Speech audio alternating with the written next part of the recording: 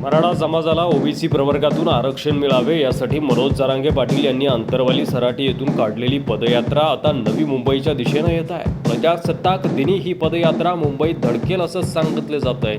तत्पूर्वी मनोज जरांगे पाटील मुंबईत येऊ नयेत यासाठी सरकारकडून चर्चा करण्यात येते आहे। दरम्यान वंचित बहुजन आघाडीचे नेते प्रकाश आंबेडकर यांनी मात्र एक वेगळीच भीती व्यक्त केली आहे। प्रकाश आंबेडकर यांनी सुरुवातीपासून जरांगे पाटील यांच्या आंदोलनाला पाठिंबा दिलाय आणि खुद्द जरांगे यांनीही अनेक वेळा माध्यमांसमोर प्रकाश आंबेडकर यांचा सल्ला आम्ही ऐकतो असं मान्य देखील केलंय। एका वृत्तवाहिनीशी बोलताना प्रकाश आंबेडकर असं म्हणाले की मनोज जरांगे पाटील यांचं आंदोलन दडपून टाकण्यासाठी राजकीय प्रयत्न होण्याची शक्यता नाकारता येत नाही।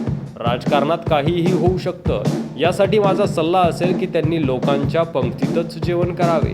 त्यांनी वेगळं जेवण केल्यास त्यांच्या जेवणात जुलाबाचे औषध टाकले जाऊ शकते, पण पंक्तीच्या जेवणात मोठ्या प्रमाणात औषध टाकले जाऊ शकत नाही। जर आंदोलनाचे नेतृत्व करणाऱ्या व्यक्ती आजारी पडून रुग्णालयात दाखल झाल्यास आंदोलन भरकटतं आणि त्यामुळे जरांगे पाटील यांनी काळजी घ्यावी।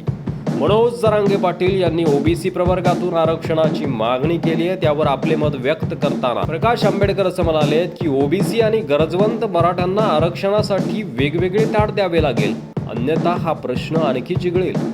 आरक्षणाचा प्रश्न जिवंत राहण्यासाठी जरांगे पाटील यांना राजकीय भूमिका घ्यावीच लागेल।